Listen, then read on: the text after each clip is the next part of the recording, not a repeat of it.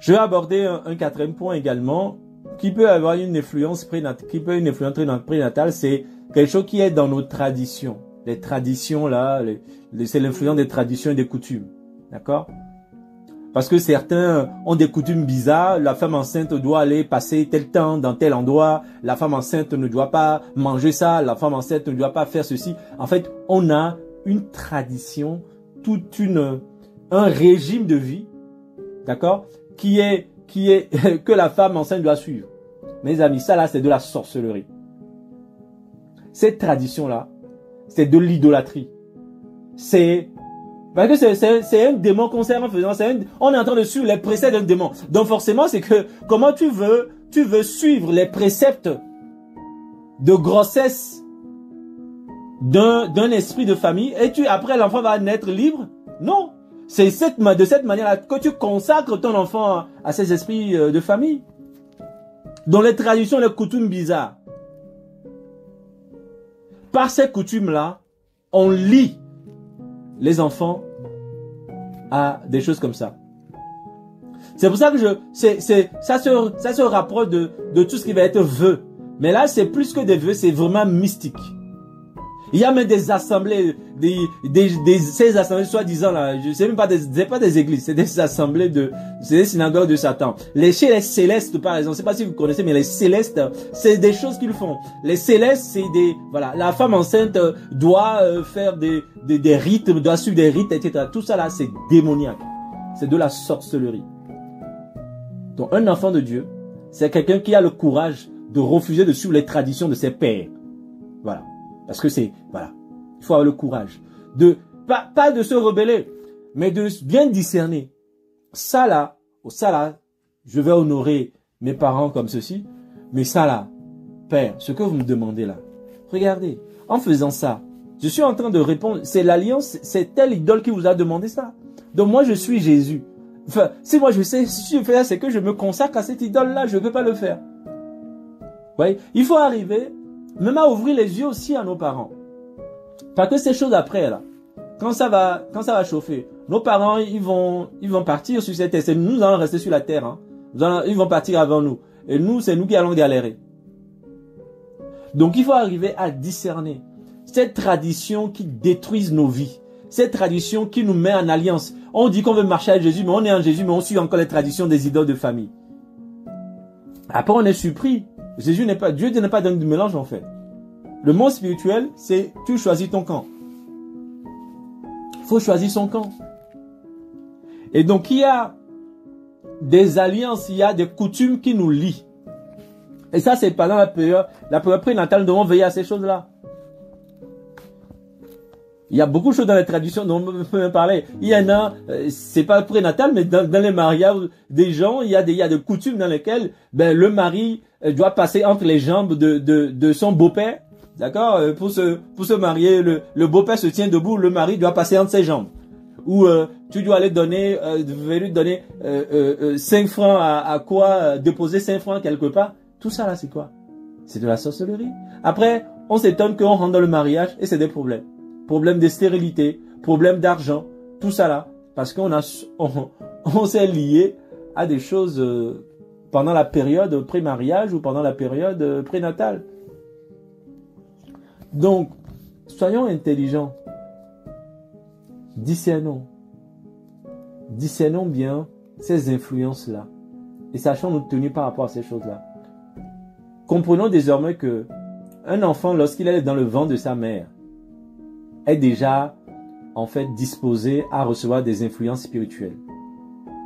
Un enfant, dès qu'il est dans le ventre de sa mère,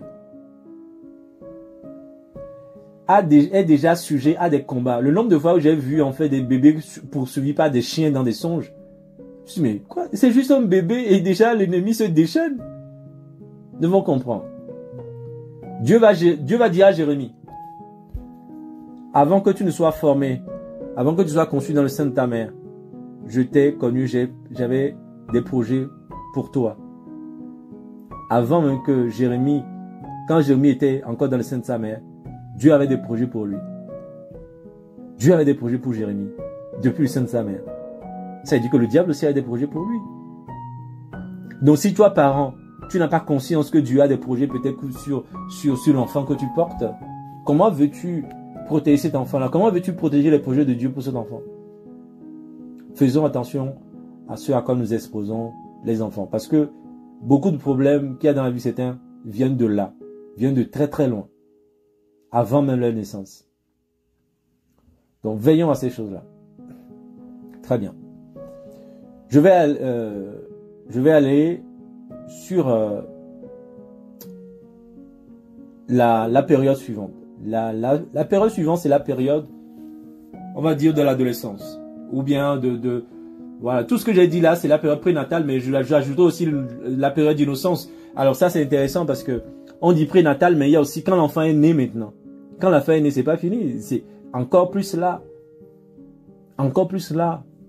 que les parents doivent veiller à l'atmosphère dans lequel, en fait, on fait vivre cet enfant-là. Tout ce qui va être les cris, les bagarres, les violences verbales comme physiques, les incompréhensions. Nous ne réalisons pas à quel point un enfant est sensible à ça, spirituellement. On avait une petite fille de quoi, à peine 4 ans, à Sarcelles. Cette fille-là, un jour, elle va dire à sa mère, pendant qu'ils étaient dans le transport, j'ai envie de tuer mon père. J'ai envie de tuer mon père. Sa mère était choquée. Tu dis quoi? Comment tu as envie de tuer ton père? Mais d'où tu sors ça? Mais ça veut dire quoi? C'est la mère avait la maison. Mais comment ça? Mais qu'est-ce que tu me sors? J'ai envie de tuer mon père. Ah ah. J'ai envie de tuer mon père. On ne comprend pas. Là, quand c'est comme ça, on dit, mais qu'est-ce qui se passe? Comment? Déjà, il faut comprendre pourquoi ça c'est grave déjà. Un enfant d'à peine, qui n'a même pas 4 ans, qui dit j'ai envie de tuer mon père, c'est que cet enfant est déjà livré à un esprit de meurtre. Cet enfant-là, déjà, il y a un esprit de meurtre, qui est un démon, un esprit de meurtre qui déjà agit dans la vie d'un enfant. Pour qu'un enfant ait envie de tuer, un enfant veut tuer à son âge. Et pourquoi? Et pendant ce temps, pendant que cette soeur nous a partagé la chose, je vais faire un songe et puis je vais voir cet enfant-là. Cet enfant était en train de faire du désordre dans l'assemblée. En fait, cet enfant tapait ses amis avec quand elle s'amuse. Enfin, il frappait. Les gens étaient violents. Il était insolent. Et je lui demandais pourquoi tu fais ça. En fait, il disait, l'enfant me répondait, c'était pour défendre maman. Et là, j'ai compris quelque chose. Parce qu'effectivement, c'est que sa mère, la mère de cet enfant-là, subissait beaucoup de violence de la part de son père quand ils sont sous le même toit. Sa mère était violentée, était méprisée, des cris, on l'enferme dans la chambre, elle voit sa mère pleurer, la mère pleurer tout le temps elle est là. Quand on voit un bébé, un enfant, depuis son enfant, un enfant dans le berceau qui voit tout le temps sa mère pleurer, vous pensez que l'enfant ne sait rien? Un enfant qui attend de voir sa mère pleurer tout le temps. Les parents qui aiment pleurer devant les enfants, c'est quelque chose qui, psychologiquement, mentalement, ça détruit la vie d'un enfant. Pleurer devant un enfant, ça, c'est un choc psychologique, hein. Un enfant qui voit ses parents pleurer, sa mère ou son père pleurer, attention, psychologiquement, ça a un impact, ça a un effet. Moi, je me rappelle de visage de ma mère. Une fois, j'ai vu ma mère pleurer, j'ai vu son visage. J'ai dit, ce visage, j'ai plus envie de voir ce visage jamais dans ma vie. C'est comment son visage s'est fondu en larmes. J'ai dit, pardon, je veux plus voir ce visage-là. Pour un enfant, ça peut être traumatisant. Et quand un bébé n'arrête pas de voir ça, mais pleurer les soirs, ou même parfois même l'allaiter en pleurant. Waouh, quel choc! Et que cet enfant-là, c'est que c'est à cause de papa, c'est à cause de cet homme-là, c'est à cause de cet homme-là. Regardez ce qui s'est passé dans la vie de cet enfant. Comme cet enfant n'est pas assez fort, enfin pour aller taper son père, il n'est pas assez fort pour aller, pour défendre sa mère, qu'est-ce qu'il fait? Il devient violent vis-à-vis de ses amis, vis-à-vis des gens de son âge. Vous êtes des enfants violents. Vous pensez que cet enfant est violent. Vous ne comprenez pas. C'est parce que cet enfant a une frustration. Cet enfant a envie de défendre sa mère et il n'arrive pas. Et donc, en fait, Il ne peut pas s'opposer à son père parce qu'il est encore bébé. Et donc il s'oppose, il devient violent, il devient insolent, il devient irrespectueux. J'en dis oui, il est respectueux, tu vois. Mais c'est parce qu'il y a une blessure, il y a une frustration. Il y a quelqu'un qui lui a fait du mal, il ne peut pas aller remettre le mal à cette personne. Et ça crée une frustration. Vous savez, quand quelqu'un vous a offensé, quand quelqu'un vous a fait du mal et que vous n'avez pas le pouvoir, les moyens de corriger cette personne, ça reste en vous comme une frustration. C'est comme quelqu'un vous a giflé, vous n'arrivez pas à lui donner la gifle en retour. En fait, ça crée une frustration. Et vous allez après aller gifler des plus petits que vous. Mais en réalité, celui que vous voulez gifler, c'est celui qui est plus grand que vous. Vous allez maintenant, en fait, déverser ça là sur plus faible que vous. C'est ce qui arrive dans les foyers. Lorsque les femmes sont... Le mari les prend la tête, les femmes vont décharger ça sur les enfants. Voilà, on va décharger sur l'enfant. Parce qu'on n'a pas pu... Voilà, on a une colère là qui est là, que le mari nous a laissé. Donc c'est les enfants maintenant qui subissent. Oh, les pauvres enfants. Les enfants souffrent dans les foyers, mes amis. Les enfants souffrent. Et beaucoup parmi nous, nous avons souffert. Et c'est ces choses-là qui s'accumulent, ça fait ça dans le cœur que nous avons, le cœur malade que Jésus, justement. Et Jésus a vu toutes ces choses. Jésus a vu tout ça, il a vu tous ces enfants-là. Tu as peut-être, peu importe, tu as 50 ans, 60 ans, 110 ans, mais Jésus a vu toutes ces choses que tu as trimballées depuis. Comment tu as été tout ce temps-là dans la tristesse, dans le rejet. Tout c'est toi. Tu restes un enfant qui a besoin d'être défendu. Tu vois? Il y a ces frustrations de ne pas pu répondre à ce qu'on nous a fait. C'est là. Et vous savez quoi? Les démons en profitent. Les démons, ça c'est pire qu'un péché, hein. Les démons aiment bien la plaie. Les démons aiment bien les cœurs brisés. Les démons aiment tellement ça. Parce que ils savent que ça te fait mal. Pour sortir de là, il n'y a que Jésus qui va te sortir de là. La plaie, les blessures du cœur. Il n'y a que Jésus. Donc vous voyez comment, donc, après l'influence prénatale, l'influence même, pendant l'âge de l'innocence, pendant les premières années de l'enfant, où l'enfant ne parle même pas, il faut comprendre que l'enfant ne parle pas, mais il capte des choses spirituelles.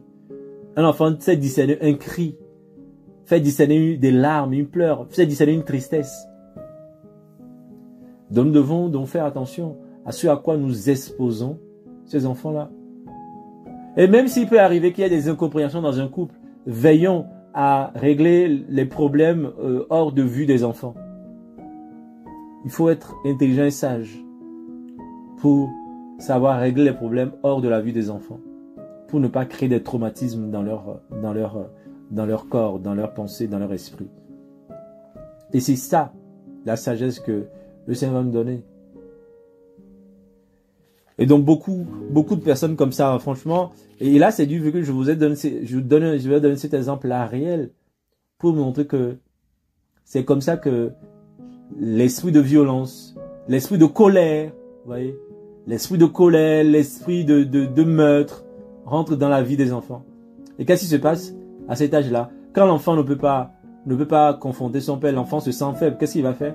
Quand il grandit, quand il arrive à l'âge de l'adolescence, vous savez ce qu'il va faire? Quand c'est un garçon, il va aller faire les pompes. Il va aller au gym pour casser les pompes, pour avoir des muscles. Et ça, c'est aussi du vécu. J'ai vécu avec un frère qui voyait sa mère souffrir dans les mains de son père. Et bon, pour pouvoir être fort et pour défendre sa mère, eh bien cet enfant-là s'est mis à se muscler, à se muscler. Vous voyez comment nous poussons les parents, ce que vivent les parents pour pousser les enfants à faire des choix. Un enfant a envie de défendre sa mère. Un garçon surtout a envie de défendre sa mère. Une fille, elle subit. Elle va considérer que c'est sa mère qui ne se soumet pas. C'est pour ça qu'il y a tous ces problèmes à la maison. Un garçon va penser que c'est sa peur qui est violente, c'est pour ça qu'il y a tout ça. Et donc chacun, voilà, la fille va aller dans la rue, elle va chercher un copain pour oublier tout ça. Va chercher un homme pour oublier tout ça. Eh bien, l'homme va aller chercher, voilà, se muscler ou aller rester dans les magouilles, dans des relations bizarres pour faire tout ça. Nous devons être réveillés. Si nous voulons avoir une génération d'enfants chrétiens, eh bien, comprenons la différence entre le monde qui ne connaît pas Dieu et les enfants et le royaume de Dieu où la volonté de Dieu se fait sur la terre comme au ciel. C'est ça le royaume. Nous devons faire la différence entre le royaume et le monde. D'accord? Donc ça, c'est des réalités. Après, quand l'enfant va comme ça, aller vouloir se visser tout là, c'est encore l'esprit de colère qui arrive. Beaucoup sont dans l'esprit de colère et parce que à cause des parents. Beaucoup d'enfants sont dans la colère à cause de ce qu'ils vivent dans leur foyer, à la maison. Beaucoup. La colère, l'irritation, ça commence à la maison. Les frustrations de la maison, c'est ça en fait qu'on amène dehors. Hein. Un enfant est rarement frustré dehors. C'est là-bas à la maison qu'un enfant est frustré en fait. C'est la maison qui détruit le cœur d'un enfant. C'est pas dehors. À la maison. Un enfant qui est aimé à la maison, vous pouvez lui dire tout ce que vous voulez dehors. Hein.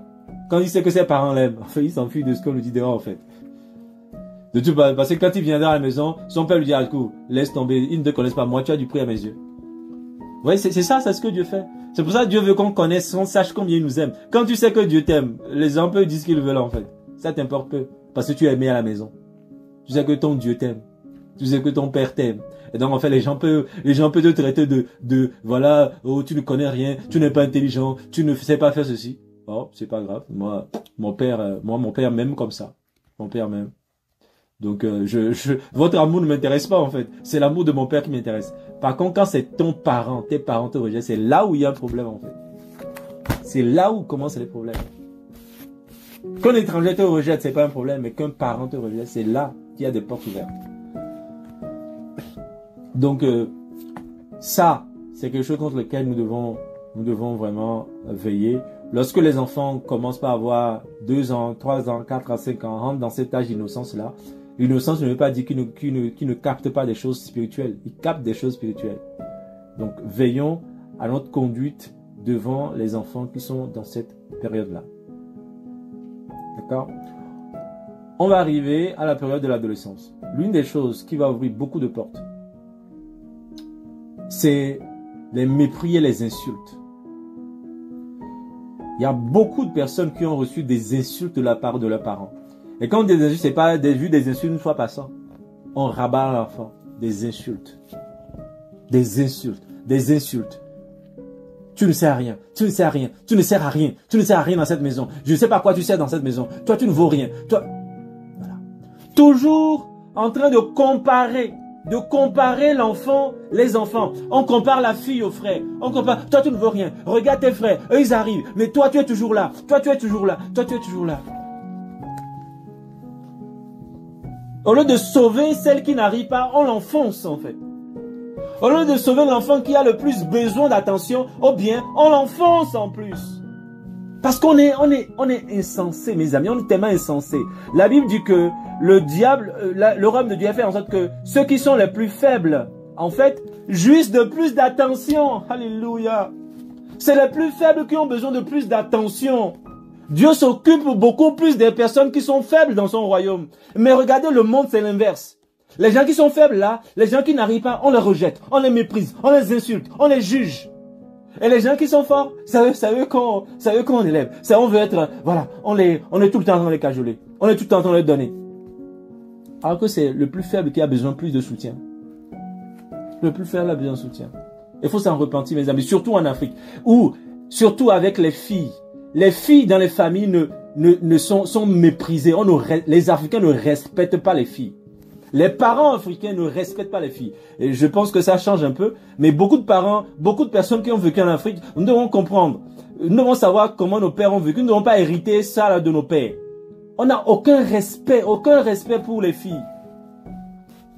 On pense que les filles là, bon, ils sont destinés, voilà, demain, elles vont marier un homme, c'est pas ma famille, elles porteront pas mon nom. Aucun respect. Oh, la parole des filles ne compte pour rien. Une fille dans une famille africaine souffre, hein. Une fille dans une famille africaine, elle souffre. Elle souffre. Alléluia. Elle souffre. Et nos sœurs sont malades. Pourquoi les sœurs sont tellement dans des problèmes spirituels, sont tellement parfois si souvent possédées? Parce qu'elles ont trop souvent, elles ont trop de fardeaux, trop d'injures, trop de mépris de la part des parents, de la part des frères, des grands frères. Trop de mépris. Et moi, je me suis repenti moi-même. Parce que quand Dieu m'a montré comment on a, par les mépris, par les jugements, par les considérations, par la domination, par ces choses-là, on a enfoncé notre sœur, notre petite sœur qui était l'unique sœur parmi nous. Je me suis repenti, je dis oui Seigneur, on est ignorant. On est ignorant. À force d'insulter quelqu'un, à force de dire quelqu'un de toujours le comparer aux autres. Faut pas comparer les enfants. Faut pas dire aux enfants, oui, toi tu es mieux, tu n'es pas mieux que l'autre. Toi regarde l'autre a eu ceci, toi. Non, ça c'est cassé, ça c'est humilier l'enfant. Faut lui dire que lui aussi il peut. Il peut, comme les autres ont pu. Faut lui faire comprendre qu'il peut aussi. C'est comme ça que Dieu nous exhorte. Est-ce que l'Esprit de Dieu est déjà venu te dire que toi, tu ne peux jamais te sanctifier? Toi, tu n'arriveras jamais à te sanctifier. Toi, tu n'arriveras jamais à prêcher ma parole. Vous avez déjà entendu l'Esprit de Dieu dire ça à quelqu'un?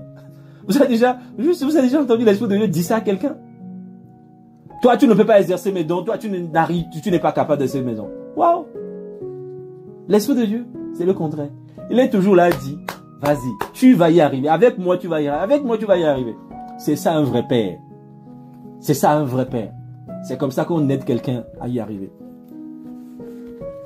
Donc, repentons-nous de tous les mépris à l'égard des femmes, tous les mépris à l'égard de nos sœurs. On doit plutôt les protéger, les garder. Et je vois ça dans tellement d'assemblées. Vous savez ce que ça crée après ça? Ça crée après de l'idolâtrie. Ça crée de l'idolâtrie après dans la vie des gens. Parce que c'est ces filles-là qui, depuis leur âge adolescente, on leur a toujours dit qu'elles ne servent à rien, que leur grand frère est meilleur qu'elle, elle n'y arrive pas. Eh bien, comme elles ne se sentent pas aimées à la maison, elles vont essayer de se faire aimer par un monsieur dehors. Un monsieur qui a le double de son âge, le triple de son âge. Comme ça, ce monsieur va lui assurer, plus ce monsieur est grand, plus ça va lui assurer de la sécurité.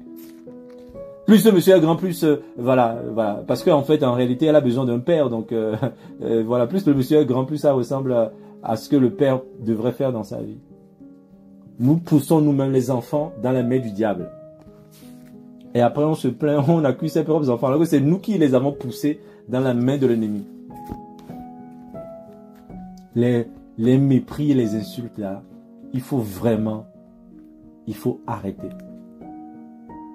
La Bible dit que ne sort de votre parole que ne sort de votre bouche aucune parole mauvaise. Mais à chaque fois, une parole qui peut communiquer de la grâce à ceux qui l'entendent. Quand tu parles à tes enfants, est-ce que les paroles que tu leur dis leur communiquent de la grâce? Est-ce que ça leur communique de la grâce? Leur communiquer de la grâce, leur communiquer de la capacité à se surpasser. La capacité à aller au-delà de leur faiblesse.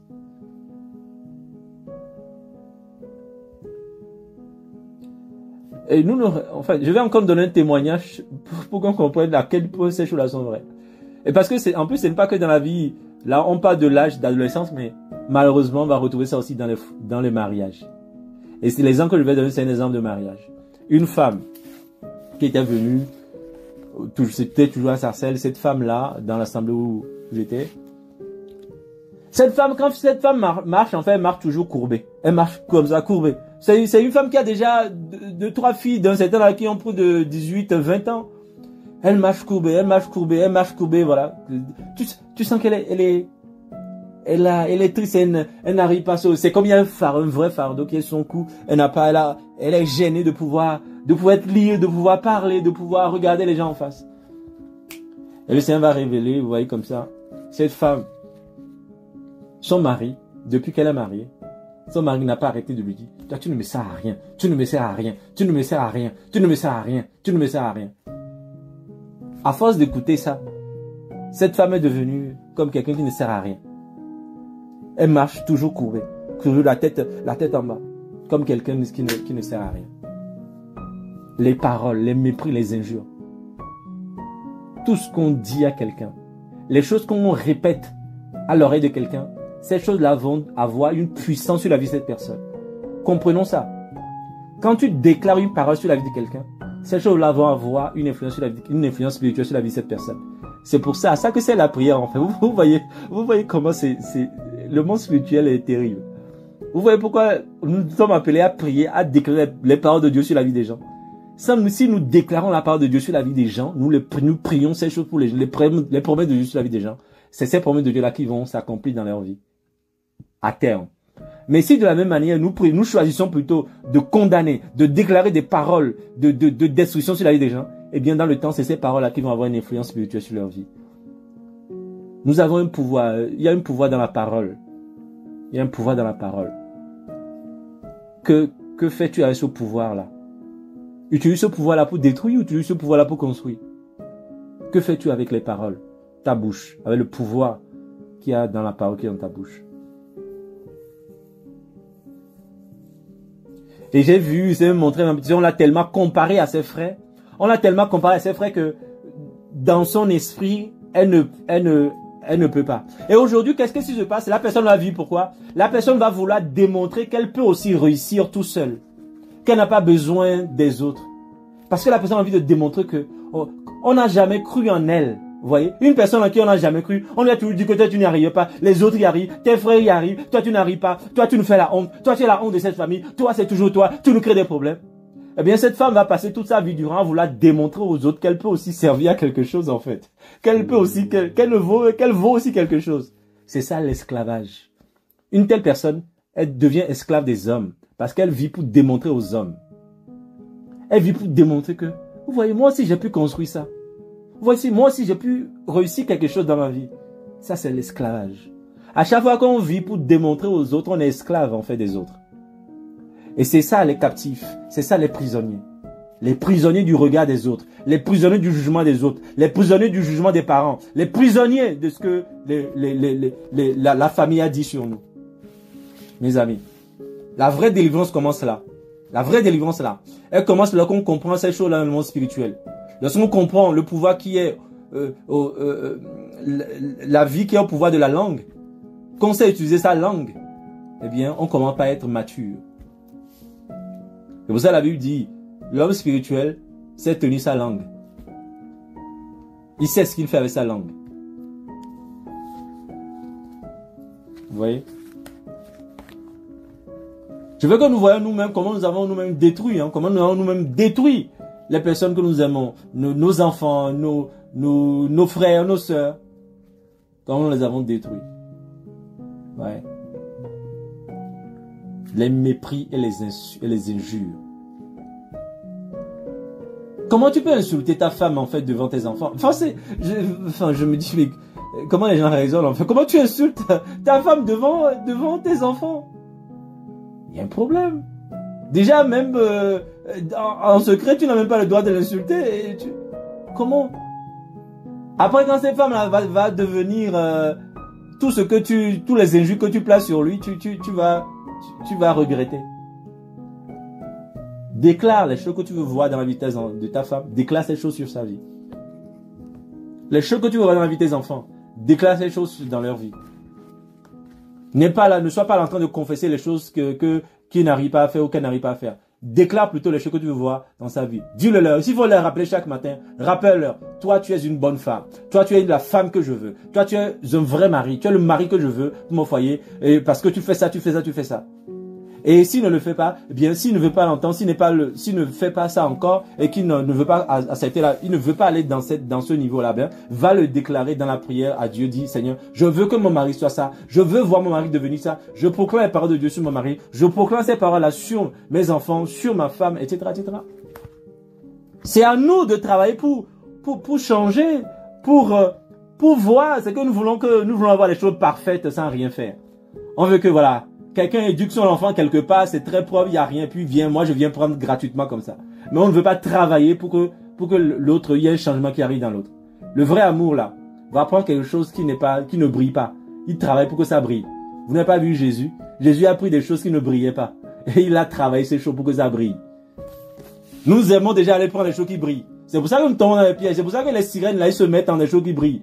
C'est pour ça que les serpents se mettent en chaud qui brille. On prend après ça devient des problèmes à la maison. Mais lorsque on comprend les choses de Dieu, on sait que la croix commence par quelque chose qui est laid. La croix commence par la mort et ensuite ça finit par la résurrection. Et comme ça, les dons de Dieu, la femme que Dieu te donne va commencer par la stérilité et va finir par une fécondité abondante. Dieu a donné Rebecca qui était stérile, mais après elle a enfanté ce qui va donner le Messie après. Nous devons comprendre l'ordre des choses dans le Seigneur et ne pas être charnel. Alléluia. Voilà mes amis, c'est important de discerner ça, de discerner que les enfants, c'est nous qui faisons de ces enfants-là les choses que nous voulons que ces enfants soient. N'attends pas de quelqu'un qui te porte un fruit pour lequel tu n'as jamais travaillé dans sa vie pour qu'il porte ce fruit-là.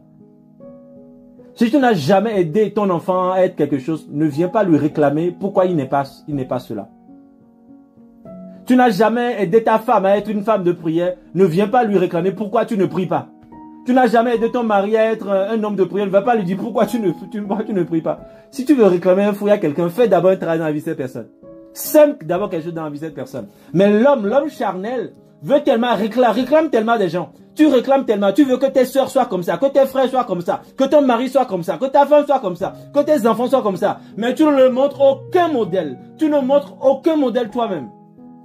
C'est ça l'homme charnel. Mais Jésus, l'homme spirituel, Jésus, c'est après 3 ans qu'il va dire à ses disciples, comme je vous ai aimé, aimez-vous les uns les autres. Comme il a montré, il leur a montré ça pendant 3 ans.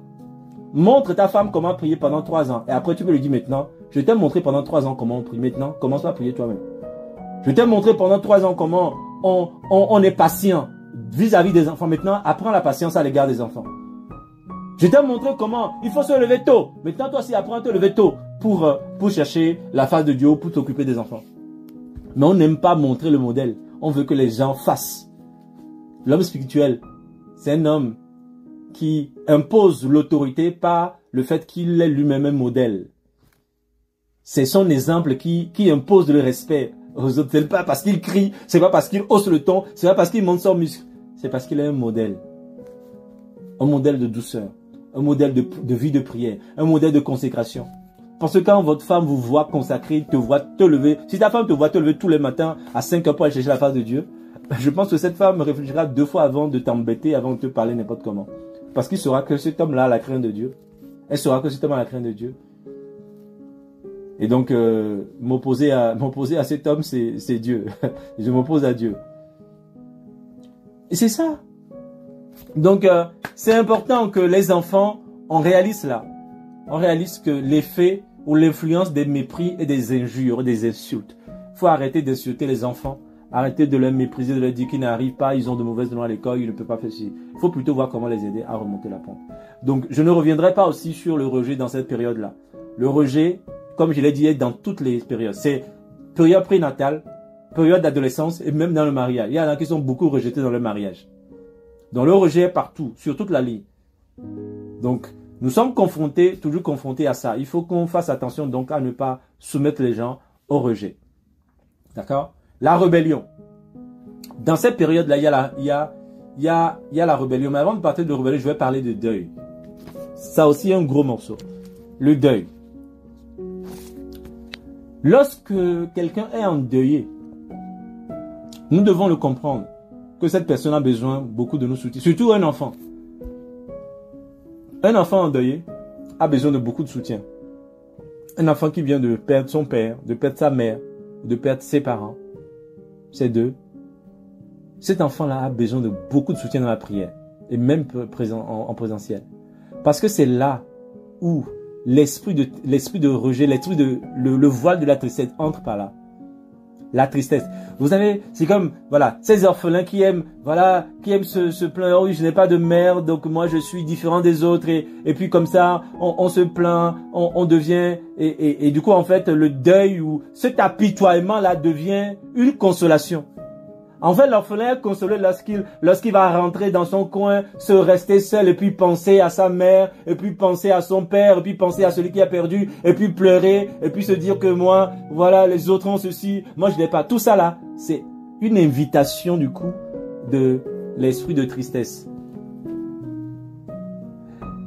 Ça devient une consolation. Je reviens encore sur ce que j'ai vécu ce matin avec ces sœurs-là. Vous savez quoi? Cet esprit-là confessait que pendant un moment, il disait, lâche-la tranquille. Je suis sa consolation. En fait, l'esprit dit qu'il était la consolation de cette sœur-là. Consolation, ta souffrance devient ta consolation. C'est terrible, hein? Ta souffrance devient ta consolation. Pourquoi? Parce qu'à chaque fois, tu es là, tu dis, oui, je souffre, oh, oui, j'ai ça, oui, mais pourquoi il n'y a que moi? Et en fait, c'est comme ça que tu te consoles.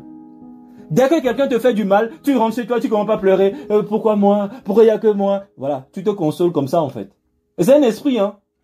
Et tu penses que tu es en train de faire quelque chose, mais c'est un esprit. L'esprit devient ta consolation. L'esprit là de deuil, l'esprit de tristesse devient ta consolation. Et c'est quand tu finis, tu pleures comme ça une nuit et puis voilà. Le matin, tu te lèves, c'est bon, tu as été consolé. C'est comme si quelqu'un a été consolé, c'est bon, tu oublies ce qui s'est passé. Attention à ce que nos souffrances ne deviennent pas notre consolation. Attention à ce que nos deuils ne deviennent pas notre consolation. Attention à ce que cette douleur-là ne devienne pas notre consolation. Parce que c'est démoniaque. Faut pas qu'on laisse ces choses devenir notre consolation. Et c'est pour ça que il faut être près des enfants qui sont endeuillés. Pour qu'ils ne soient pas là à ressentir tout le temps, en fait, ce manque-là. Qu'ils ne soient pas là à ressentir ça. Qu'ils ne soient pas là à pleurer, à se lamenter par rapport à ça. Parce que c'est comme ça qu'ils invitent.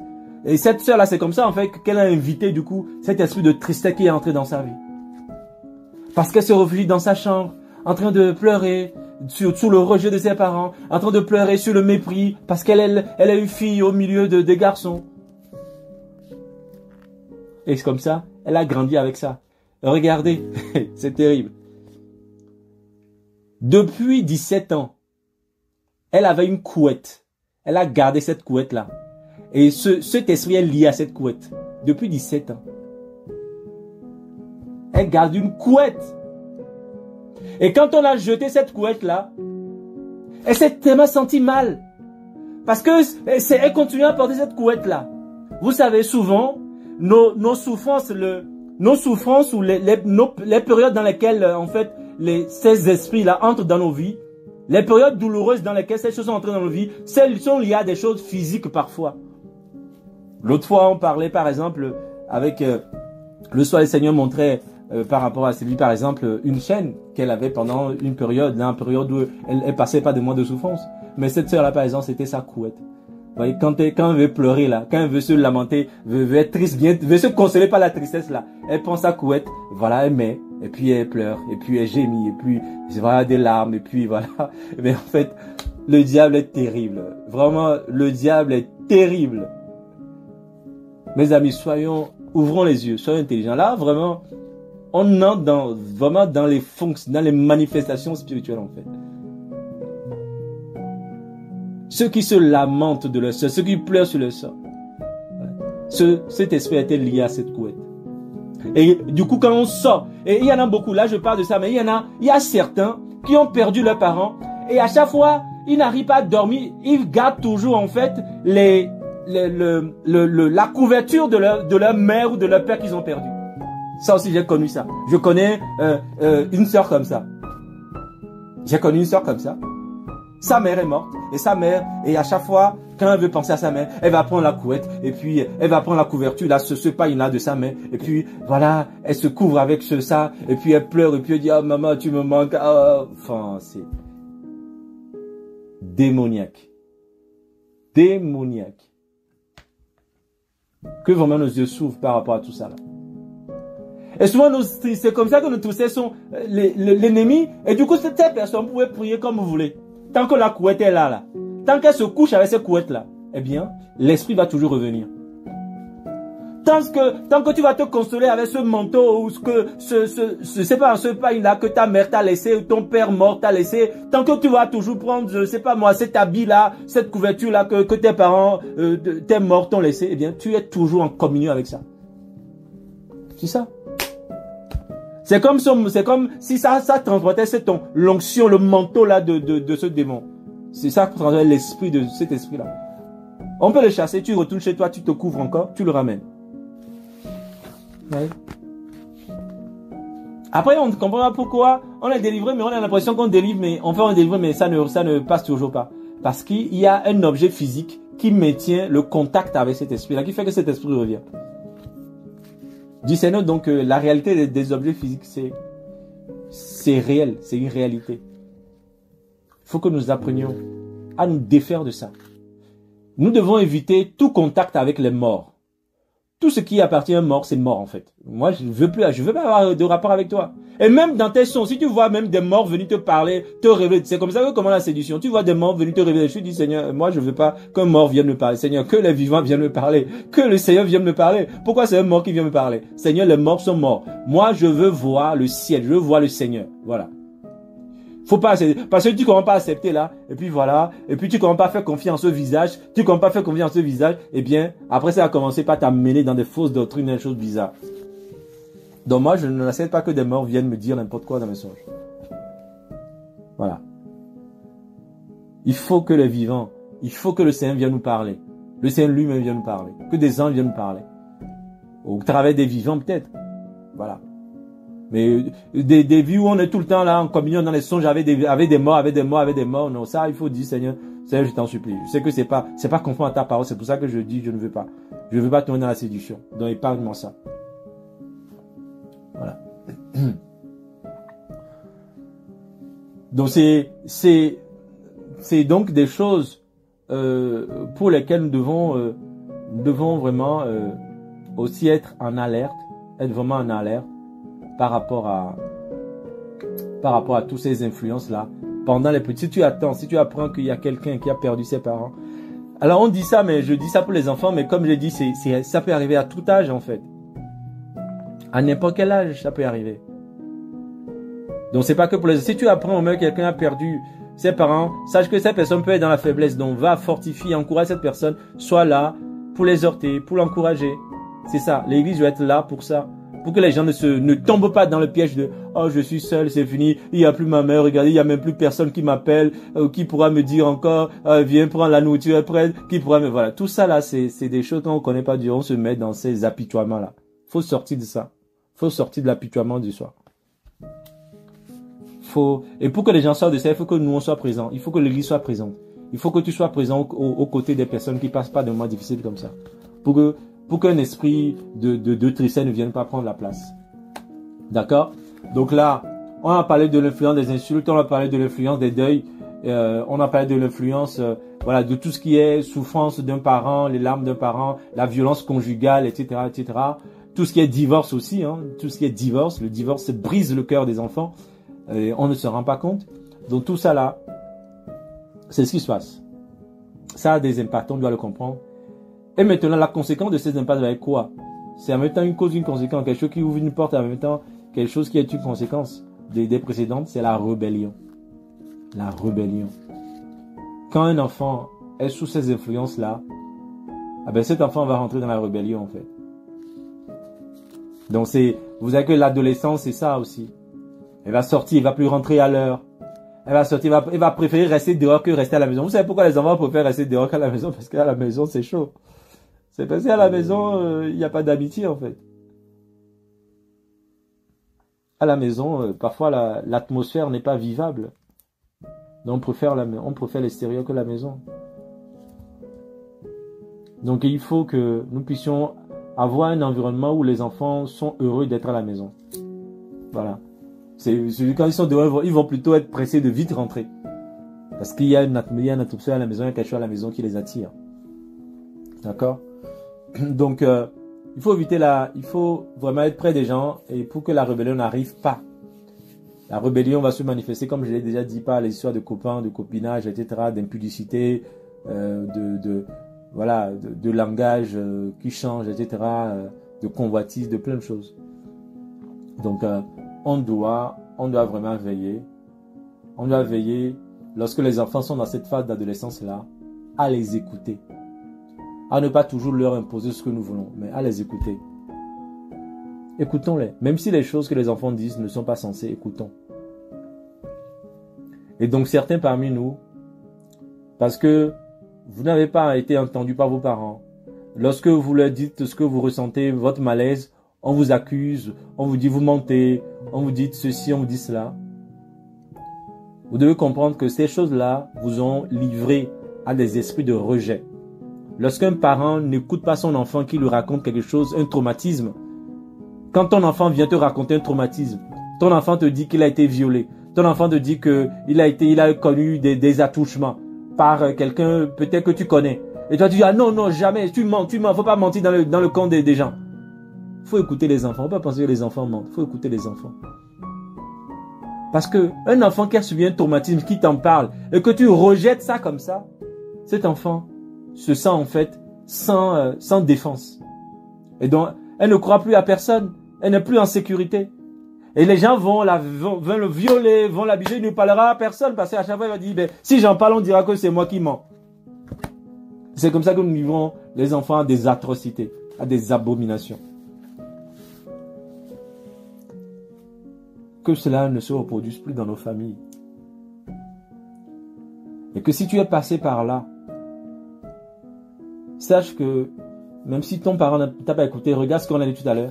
La Bible dit que Dieu dans les cieux a vu ce que toi tu vivais sur la terre. Et à cause de cela, il a donné l'onction à Jésus et au corps de Christ de venir te guérir, de venir te délivrer du manteau du rejet, de venir te délivrer de là où ta mère ne t'a pas entendu, là où ton père a dit que tu mentais, là où tes oncles, tu as peut-être allé chez un oncle qui a dit que tu mens dans le compte de ton père. Parce que oui, je connais un enfant qui a été dire que son père l'a touché, lui a fait des attouchements, il va dire ça à son oncle. On dit non, tu mens dans le compte de ton père. On ne dit pas ça, on ne ment jamais dans le compte. Parce qu'on a honte, on ne veut pas que des choses comme ça arrivent dans nos familles. Mais mes amis, le mal est arrivé, il faut détruire le mal au lieu de cacher ça. Donc du coup, on a traité le pauvre enfant de menteur pour sauver l'honneur du bon papa. Voilà. On rejette les enfants qui sont détruits pour protéger les adultes qui sont dans l'abomination. Et c'est ça. Dans nos milieux là, on sacrifie toujours les enfants pour les pères. Les enfants sont toujours sacrifiés. Alors que c'est l'inverse dans le royaume de Dieu. La Bible dit c'est au père d'amasser pour les enfants et non le contraire. C'est Jésus qui s'est donné pour son peuple. Là, nous on sacrifie pour sauver l'honneur d'un parent. On sacrifie un enfant, on étouffe un enfant, on étouffe le mal qui est dans la famille que les enfants subissent. On étouffe ça pour sauver l'honneur de quelqu'un, d'un soi-disant adulte, d'un soi-disant tante, oncle, machin, pour protéger son honneur. Voilà la justice du monde. La justice du monde veut protéger les aînés en détruisant les plus faibles. Alors que la justice de Dieu sacrifie les plus forts pour sauver, pour aider à relever les plus faibles. Voilà. Nous sommes dans le royaume. Il faut connaître les principes du royaume. Donc, que vraiment Dieu nous amène à saisir, à comprendre toutes ces choses. Afin que nous puissions saisir la grâce de Dieu. Là où tu es, comprends que c'est Dieu qui est ton salut. Tu es passé par ces choses. Dis aujourd'hui, enfin, j'ai trouvé le Père qu'il me fallait. J'ai trouvé le Père qui m'écoute.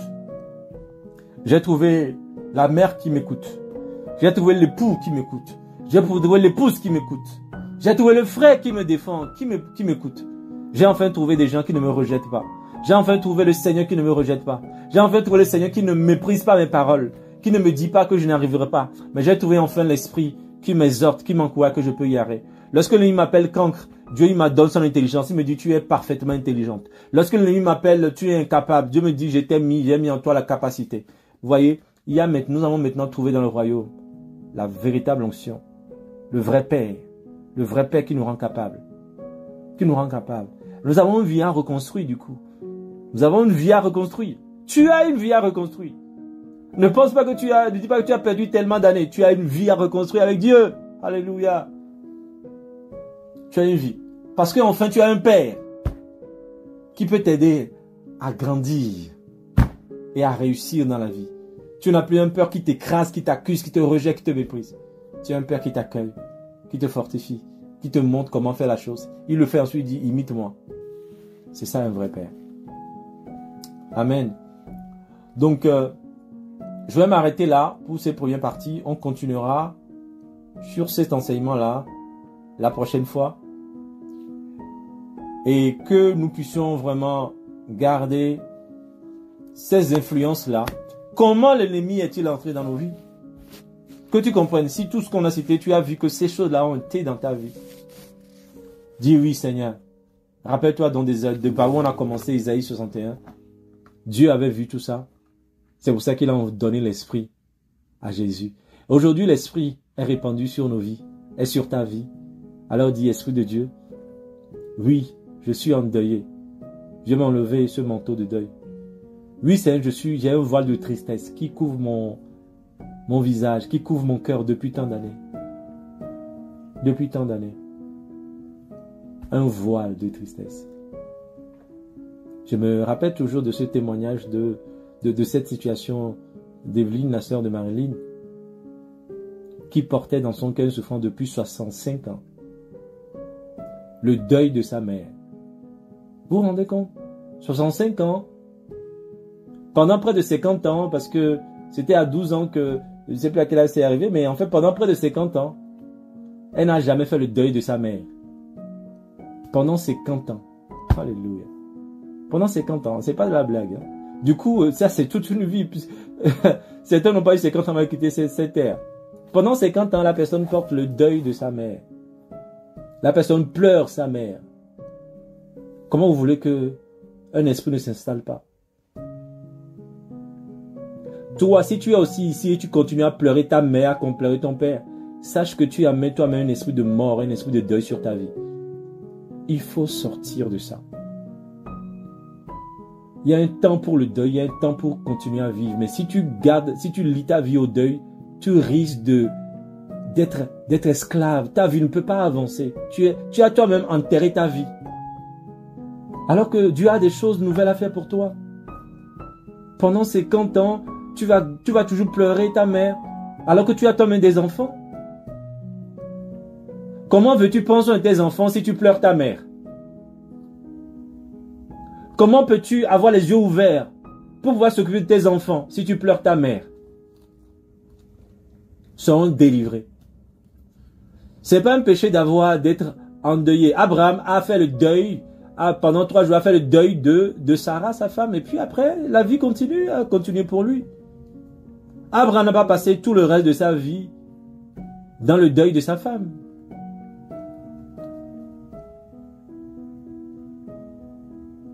Joseph, Israël, Jacob, lorsqu'il a perdu, il pensait avoir perdu Jacob, il disait, je me coucherai dans la douleur de la perte de cet enfant. Faut jamais faire ça, faut jamais dire ça. Il a eu tort de dire ça.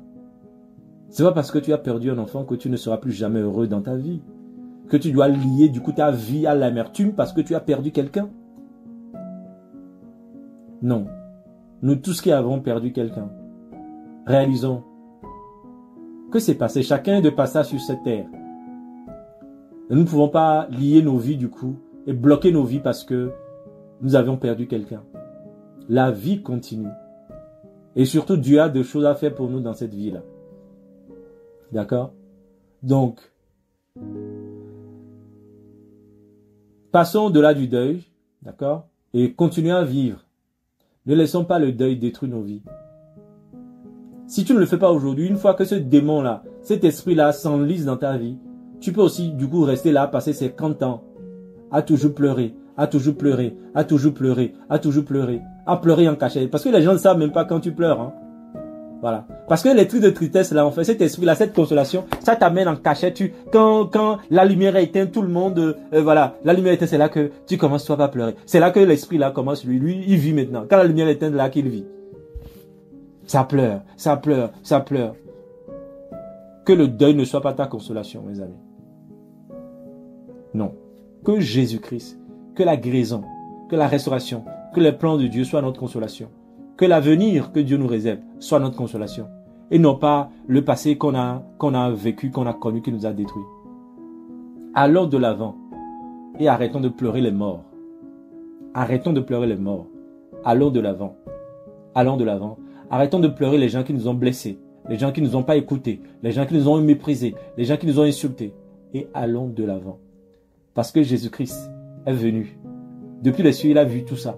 Il est venu pour nous amener à aller au-delà. Saisis donc la grâce de Dieu. Saisis la grâce divine ce soir, dès aujourd'hui. Et nous allons prier donc. Tu vas prier. Là où tu sens que il y a ces influences dans ta vie, tu vas dire, oui Seigneur, je reconnais.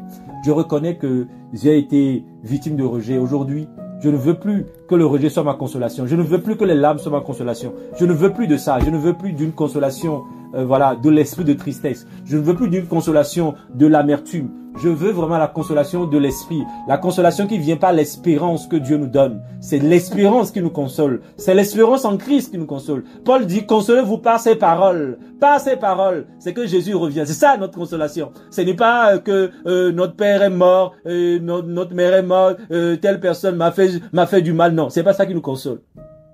Jésus revient. Jésus a des plans merveilleux pour nous. Jésus a d'autres choses à nous faire dans cette vie-là. Il a d'autres choses pour nous dans cette vie-là. Alors nous voulons saisir la grâce de Dieu. Alléluia. Alors tu peux lever ta voix et le prier. Lever ta voix et déverser devant sa face tes larmes, tes cris, les cris de ton cœur. Lui dis combien tu as besoin d'aller de l'avant. Alléluia. Lui dis que oui Seigneur. Alléluia. Tu connais les influences. Tu sais ce qui s'est passé lors, Adonai mon Dieu, de la grossesse de ma mère. Tu connais les influences prénatales qui ont pu avoir dans ma vie. Mais Seigneur Jésus, tu es celui qui est venu pour briser toute influence sur nos vies. Tu es celui qui est venu pour détruire les œuvres du diable. Alléluia. Tu dis, le Fils de Dieu est venu pour détruire les œuvres du diable. Alors, déverse ton âme devant le Seigneur, Dieu des armées. Si on t'a lié à quelque chose, si on a fait un vœu pour te lier quelque part, tu dis aujourd'hui, je renonce à tous les vœux qui ont été faits sur ma vie. Je veux t'appartenir, je veux être en alliance avec toi seul. Je renonce à toutes les alliances dans lesquelles, oui, mes parents m'ont pu me faire entrer sans mon consentement. Jésus, aujourd'hui, je veux prendre mon propre engagement de t'appartenir. Je veux prendre mon propre engagement d'être à toi. Je veux prendre mon propre engagement d'être à toi au nom de Jésus. Alors saisis ma vie. Prends ma vie, Adonai mon Dieu. Prie vraiment et invoque-le. Dis-lui que tu veux qu'il soit ton Dieu, qu'il soit ton unique Dieu, qu'il soit ton unique consolation. Tu ne veux pas une autre consolation. Que dès aujourd'hui, tu n'ailles plus te coucher avec un manteau de deuil. Tu n'ailles plus te coucher avec un manteau de larmes. Que jamais quand tu éteins la lumière la nuit, que ce ne soit plus pour pleurer. Que ce ne soit plus pour pleurer un mort. Que ce ne soit plus pour pleurer un rejet, pour pleurer des blessures. Mais que ce soit pour repenser dans ton cœur, oui, les promesses de Dieu. Pour repenser dans ton cœur les promesses de Dieu. Qui dit, je sais les projets que j'ai formés sur ta vie. Des projets de paix et non de malheur. Afin de t'assurer un avenir certain. Alléluia.